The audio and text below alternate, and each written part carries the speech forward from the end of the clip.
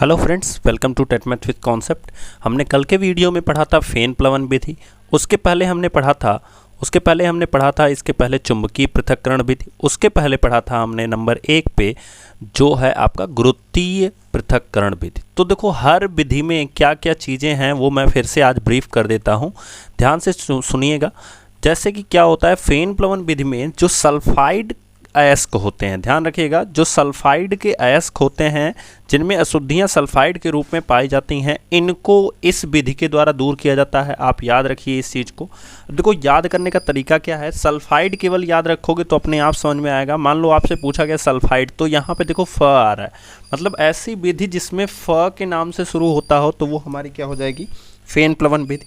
इसी तरह से जो चुंबकीय पृथक्करण विधि है, इसमें जो चुंबक की अशुद्धियां होती हैं, जैसे याद रखना चुंबक किस चीज़ को अट्रैक्ट करता है, तो चुंबक आपके लोहे को अट्रैक्ट करता है। इसका मतलब यह हो गया कि चुंबक लोहे को अट्रैक्ट करता है, इसलिए जो चुंबकीय जितनी भी अशुद्धियां होंगी उनको हम चुंबकीय पृथक्करण विधि से अलग करेंगे, और गुरुत्वीय विधि से हम उन विधियों को अलग करेंगे या उन अशुद्धियों को अलग करेंगे जो धातु से हल्की होती हैं। किससे हल्की होती हैं? धातु से हल्की होती हैं। जो कि मैंने कल एग्जाम्पल में बताया था कि अगर आपके सामने एक झिल्ली हो और एक पत्थर हो, दोनों को एक ही समान ऊंचाई से नीचे गिराया जाए तो आपको पता है कि पत्थर जल्दी गिर जाएगा और ये जो झिल्ली है वो बहुत बाद में गिरेगी। तो इसी तरह से गुरुत्वीय पृथक्करण विधि का यूज किया जाता है। चुंबकीय पृथक्करण में मैंने आपको बताया था एक चरखा होता है जिसमें 2 पहिए होते हैं, जो कि मैंने आपको पिछले वीडियो में बताया था, और इस तरह से ये गिरता है, ठीक है। और जो फेन प्लवन विधि होता है, इसके लिए एक बीकर होता है, बीकर में पानी भर करके हम उसमें जार को ऐसे बना देते हैं एक साथ में, और फिर उसके अंदर हम चीड़ का तेल और पानी दोनों डाल देते हैं, जिससे अशुद्धियाँ कहाँ होती हैं, नीचे बैठ जाती हैं, और एक वायु नली के द्वारा हम उसके अंदर हवा को प्रवाहित करते हैं, ठीक है। तो जब हम इसके अंदर हवा को प्रवाहित करते हैं तो जब हवा इसके अंदर आती है तो ये झाग के रूप में ऊपर बैठ जाता है जो अयस्क होता है। तो इस तरह से इसका हम निष्कर्षण कर लेते हैं। अब चूंकि कुछ ऐसे अयस्क हो गए जिनसे हम इन सिर्फ 3 तरह के अयस्क जो धातुओं से हल्की होती हैं उनका हम गुरुत्वीय पृथक्करण विधि से अलग कर सकते हैं, जो चुंबक संबंधित करते हैं उनका हम चुंबकीय पृथक्करण विधि से अलग कर सकते हैं, और जो सल्फाइड के अयस्क होते हैं इनको हम फेन प्लवन विधि से क्या कर सकते हैं, अलग कर सकते हैं। हम अपनी नेक्स्ट स्लाइड पे पढ़ेंगे कि हमें आज निस्तापन के बारे में पढ़ना है, जैसा कि आप सब जानते हैं। तो जो निस्तापन होगा वो किस तरह से होगा, ये सब फेन प्लवन विधि की आप स्लाइड्स को देख रहे हो। निस्तापन कैसा होगा उसके बारे में हम देखते हैं। तो अयस्क का निस्तापन का मतलब मैंने आपको कल समझाया था। निस्तापन का मतलब होता है कुछ चीज़ों को गर्म करना। अब हम गर्म करने से संबंधित जितने भी कॉन्सेप्ट्स होंगे उनको हम देखेंगे। तो जैसा कि आप देख रहे हो, अयस्क को वायु की अनुपस्थिति में, याद रखना निस्तापन तभी होता है जब हम वायु की अनुपस्थिति रखते हैं, मतलब ऑक्सीजन वहाँ नहीं होना चाहिए। बिल्कुल ध्यान से समझना इस चीज़ को। अयस्क को वायु की अनुपस्थिति में उसके गलनांक के नीचे गर्म करके धातु ऑक्साइड में बदलने की क्रिया क्या कहलाती है, निस्तापन कहलाती है। बहुत सिंपल है दोनों का अंतर। निस्तापन का मतलब होता है, निस का मतलब ये समझ लो आप, जहाँ पे हवा नगण्य हो या न हो वहाँ पे गर्म करना ही क्या कहलाता है, निस्तापन कहलाता है। और जब आप गर्म करोगे तो आपको क्रिएट क्या होगा, धातु की ऑक्साइड जो बदलेगी, वही क्रिया हमारी निस्तापन होती है। जैसा कि आप लोग देख पा रहे हो, जब लेड कार्बोनेट, लेड को पीबी से डिनोट किया जाता है दोस्तों। हम लोग नेक्स्ट चैप्टर में आवर्त सारणी के बारे में पढ़ेंगे, इसलिए आप लोग याद रखना शुरू करो। लेड को पीबी से, पीबी का मतलब लेड होता है, लेड मतलब सीसा, अगर आप लोग जानते होंगे। पोटेशियम के से डिनोट किया जाता है, और सोडियम को Na से। कुछ ऐसे तत्व हैं जिनके नाम में बिल्कुल डिफरेंस होता है, ठीक है। जैसे एल्युमिनियम को आप Al से डिनोट करते हो तो एल्युमिनियम का नाम भी Al से शुरू होता है, बट पोटेशियम का नाम K से शुरू नहीं होता है, Na का नाम K से शुरू नहीं होता है। ये क्यों डिनोट किया जाता है, इसको हम नेक्स्ट चैप्टर में आपको बहुत ब्रीफ तरीके से बताएंगे। तो लेड कार्बोनेट, अब देखो जहाँ भी कार्बोनेट आ जाएगा, युक्त अयस्क को गर्म करने पर लेड कार्बोनेट लेड ऑक्साइड में परिवर्तित हो जाता है, ठीक है। इस क्रिया में अनेक भट्टियों का प्रयोग किया जाता है, जैसे मफल भट्टी, परावर्तनी भट्टी। देखो ये भट्टियों का आपसे पूछा नहीं जाएगा, इसलिए मैं इनका ज़्यादा ब्रीफ इंट्रोडक्शन नहीं दे रहा हूँ, बिकॉज हमारी जो वीडियो होगी वो लेंदी बन जाएगी और आपके सिलेबस में ये आता भी नहीं है, मतलब पूछा नहीं जाता है। सो इसलिए हम ज़्यादा उसके बारे में नहीं जानने की कोशिश करेंगे। आपका मन है आप गूगल पे सर्च करके इनके चित्रों को देख सकते हो, ठीक है। उसके बाद बात्या भट्टी आती है, बेसेमर परिवर्तक आता है। क्योंकि आपसे ये पूछ सकता है कि निस्तापन किन किन भट्टियों में किया जाता है, तो वो मैंने आपको उसके लिए यहाँ पे बता दिया है, ठीक है। उसके बाद हमारी एक लास्ट आती है विद्युत भट्टी। तो ये 5 तरह की भट्टियाँ होती हैं या परिवर्तक होते हैं जो किसी भी कार्बोनेट की चीज़ों को किस में बदल देते हैं, ऑक्साइड में चेंज करते हैं। और कब, जब हमारी हवा की अनुपस्थिति होती है, यानी ऑक्सीजन की अनुपस्थिति होती है, ठीक है। अब इसी तरह से जो अयस्क का भर्जन होता है दोस्तों, ये किस तरह से होता है, तो भर्जन का मतलब देखो, निस्तापन का मतलब क्या हुआ, निस्तापन का मतलब ये हुआ कि जब हवा ना रहे तब इसको गर्म करना। भर्जन का मतलब होता है कि जब हवा हो, ठीक है, तब हम गर्म करें। जैसे लिखा गया है, वायु की उपस्थिति में उसके गलनांक से कम ताप पर गर्म करके ऑक्साइड में परिवर्तित करने की क्रिया क्या कहलाती है, भर्जन कहलाती है। तो याद रखना कि जब निस्तापन का मतलब, निस का मतलब हो गया ना हो कौन सी चीज़, हवा, तब हम अगर गर्म करें तो उसे हम तापन, निस्तापन कहते हैं। लेकिन जब हवा की उपस्थिति हो और तब हम चीज़ों को गर्म करें और ऑक्साइड में परिवर्तित करें तो उसे हम क्या कहते हैं, भर्जन कहते हैं, ठीक है। जैसे कॉपर सल्फाइड युक्त अयस्क वायु में गर्म करने पर कॉपर ऑक्साइड में परिवर्तित हो जाता है, जो कि मैं आपको दिखाना चाहता हूँ एक समीकरण से। लिखा गया है यहाँ पे Cu2S, जब हम ऑक्सीजन की उपस्थिति में इसको गर्म करते हैं तो ये क्या बदल जाता है, कॉपर सल्फाइड बन जाता है और SO2 सल्फर डाइऑक्साइड गैस में परिवर्तित हो जाता है। तो इस तरह से आप देख रहे हो कि गर्म करने पर हमारा क्या हो जाएगा, CuS यानी कॉपर का सल्फाइड हो जाएगा। अब सोचो कि अगर इससे हमें निकालना हो, ध्यान से समझना, अगर CuS से हमें कॉपर अलग करना हो तो हम कौन सी विधि का इस्तेमाल करेंगे। अभी थोड़ी देर पहले मैंने आपको बताया कि जब सल्फाइड अयस्क होते हैं तो उनको हम किसके विधि से अयस्क किस विधि से अलग करते हैं, फेन प्लवन विधि से। हमने कल ही पढ़ा था, ये चीज़ याद रखना। तो यही चीज़ें होती हैं जब आपसे क्वेश्चंस पूछे जाते हैं कि अगर कॉपर सल्फाइड आपको मिल गया है तो आप किस चीज़ से अलग करोगे। तो किससे हम अलग कर सकते हैं उसके अशुद्धियों को, फेन प्लवन विधि से। क्लियर। नेक्स्ट हम देखते हैं अयस्क का प्रगलन, ठीक है। तो गलन जैसा कि आ रहा है यहाँ पे, गलना यानी उसको गलाना ही होगा। तो क्या होती है प्रक्रिया, भर्जन और निस्तापन के पश्चात प्रगलन की क्रिया की जाती है। प्रगलन की क्रिया में अगलनीय अशुद्धियों को गलनीय बनाकर दूर किया जाता है। समझ में आई बात। अब धातु का शोधन क्या होता है कि जब हम सब कुछ अशुद्धियाँ निकाल लेते हैं तो उसमें हमें धातु को प्योर करना होता है, ठीक है। तो प्रगलन से प्राप्त धातु में अनेक अशुद्धियाँ मिली होती हैं।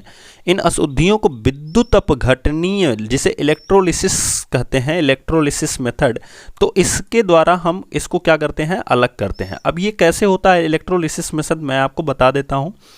जिसमें एक कैथोड होता है और एक एनोड होता है। देखो कैथोड का मतलब, देखो कैटायन होता है, एक कैटायन का मतलब होता है धनायन, ध्यान से समझना, ठीक है।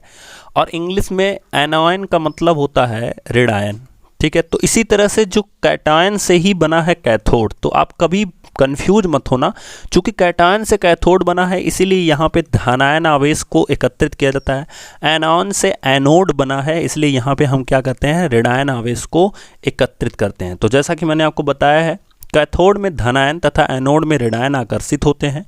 एनोड मड के रूप में नीचे बैठ जाती है, जो कि आप चित्र में देख रहे हो। अब देखो यहाँ पे कॉपर सल्फेट को डाला गया है, उसका विलयन है, यहाँ पे सॉल्यूशन है और इसमें हम धारा प्रवाहित कर रहे हैं और एक तरफ हमारा कैथोड है और एक तरफ हमारा क्या है, एनोड है।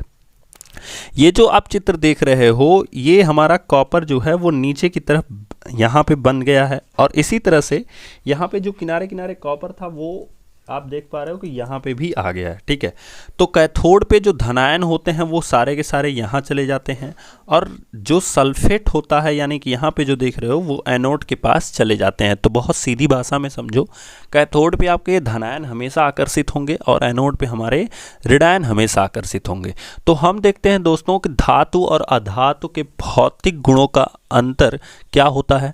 तो जैसा कि मैं आपको बताऊं कि धातु क्या होती है, इनके भौतिक गुण सबसे पहले समझो, अवस्था, पारदर्शिता, घनत्व, चमक। अब देखो भौतिक गुण क्या होता है मैं आपको बता देता हूं कि जब किसी धातु पर ताप, दाब, ठीक है, आदि के प्रभाव से उसकी अवस्था में परिवर्तन किया जाए तो वो हमारा क्या कहलाता है, भौतिक गुण कहलाता है। ध्यान समझिएगा, अवस्था में परिवर्तन किया जाए भौतिक गुण कहलाता है। दूसरी क्वालिटी क्या होती है कि जो भौतिक गुण होता है ये हमेशा, जैसे आप गेंद को मान लो, गेंद को दबा रहे हो दोनों ओर से, ठीक है, तो फिर जब छोड़ोगे तो वापस इसी शेप में आ जाएगी। तो भौतिक गुण का मतलब क्या होता है कि वो वापस कुछ देर छोड़ने के बाद वापस उसी शेप में आ जाए, तो उसे हम क्या कहते हैं, भौतिक गुण कहते हैं। लेकिन रसायन में क्या होता है कि वो वापस दूसरा तत्व बना लेते हैं, यानी दूसरे रूप में हमेशा के लिए क्या हो जाते हैं, परिवर्तित हो जाते हैं। जैसे अब इसी गेंद को अगर आप जला दो, देखो जलाना कहीं भी आपको मिल जाए, बर्न करना, तो आप समझ लो ये रासायनिक गुण में आता है हमेशा। तो गेंद को आप जला दोगे तो जिसमें परिवर्तित हो जाएगी राख में, तो राख से फिर हम गेंद नहीं बना सकते हैं। यही होता है अंतर, ठीक है। अब जैसे कि यहाँ पे लिखा गया है कि धातुओं के भौतिक गुण क्या होते हैं और अधातुओं के भौतिक गुण क्या होते हैं। तो अवस्थाओं में देखें तो धातु की जो अवस्था होती है वो सामान्यतः क्या होती है, ठोस होती है, जैसे लोहा, तांबा, सोडियम। पारे को छोड़कर, पारा जो होता है वो कमरे के तापमान पर भी द्रव होता है, याद रखिएगा इस चीज़ को, ठीक है। उनमें आघातवर्धनीयता और तार में खींचने के गुण होते हैं। जैसे आघातवर्धनीय का मतलब क्या होता है, इसको पीटा जा सकता है, लोहे यानी आघात कर किया जा सकता है, तांबे पे भी आघात किया जा सकता है, सोडियम पे भी आघात किया जा सकता है। इसी तरह से अधातु ठोस, द्रव और गैस तीनों अवस्थाओं में पाई जाती हैं। जैसे गंधक ठोस, ब्रोमीन द्रव। ब्रोमीन और पारा दोनों के दोनों ऐसी चीज़ें होती हैं जो कि कमरे के तापमान पे क्या पाई जाती हैं, द्रव के रूप में पाए जाते हैं, ठीक है। फिर लिखा गया है ऑक्सीजन गैस, अधातु ठोस भुरभुरे होते हैं। याद रखना यहाँ पे बहुत इंपॉर्टेंट चीज़ लिखी गई है कि जो अधातु होती है वो तीनों अवस्थाओं में पाई जाती है, परंतु जो मेटल होते हैं वो क्या होते हैं, ठोस होते हैं। यही अंतर है इन दोनों के बीच में। मेटल की जो स्टेज होती है वो कैसी होती है, सॉलिड होती है, एंड जो नॉन मेटल की स्टेज होती है वो सॉलिड, लिक्विड एंड गैस तीनों हो सकती है। अब बात आती है पारदर्शिता क्या होती है। तो जो धातुएं होती हैं वो अपारदर्शी होती हैं, और चूंकि ये गैस हैं और द्रव हैं तो सिंपल सी बात है इनके आर पार हम देख सकते हैं, जैसे पानी में हम देख सकते हैं, ठीक है। तो इसी तरह से अगर हमसे अधातुओं की पारदर्शिता के बारे में पूछा जाएगा, चूंकि ये बहुत कॉमन सा क्वेश्चन आपके लिए बन सकता है, मैं आपको गारंटी के साथ देता हूँ कि ये आपसे पूछा जा सकता है, और इसी तरह के क्वेश्चन आपसे पूछे जाते हैं कि धातु और अधातु के भौतिक गुणों में अंतर बताइए। तो याद रखना सबसे पहला गुण स्टेज, दूसरा पारदर्शिता। तो पारभासी होते हैं। याद करने का सिंपल तरीका है कि जो धातु होती हैं वो ठोस होती हैं, इसका मतलब ये अपारदर्शी होंगी। ठोस जैसे दीवार के हम इधर उधर नहीं देख सकते हैं, ठीक है। तीसरा दिया गया घनत्व और गलनांक। धातु सोडियम और पोटेशियम को छोड़ करके अधिक घनत्व व उच्च गलनांक के होते हैं। सोडियम जो होता है ये अधिक गलनांक या कह सकते हो अधिक घनत्व का नहीं होता है, बिकॉज ये तुरंत रिएक्ट करता है, जैसे ही आपके इसमें वायु में संपर्क करता है तुरंत रिएक्ट करता है, ठीक है। अधातुओं का घनत्व और गलनांक प्रायः कम होता है, ठीक है। जैसे मैं सिंपल सी बात हम बताऊं, अभी हमने पढ़ा कि जो लोहा है वो हमारी क्या है, धातु है। तो धातु इतना जल्दी, यानी लोहा इतना जल्दी नहीं गलता है, ना ही तांबा इतना जल्दी गलता है। अब यहाँ पे सोडियम और पोटेशियम को छोड़ करके बाकी जितने धातुएं होती हैं उनका घनत्व क्या होता है, उच्च होता है।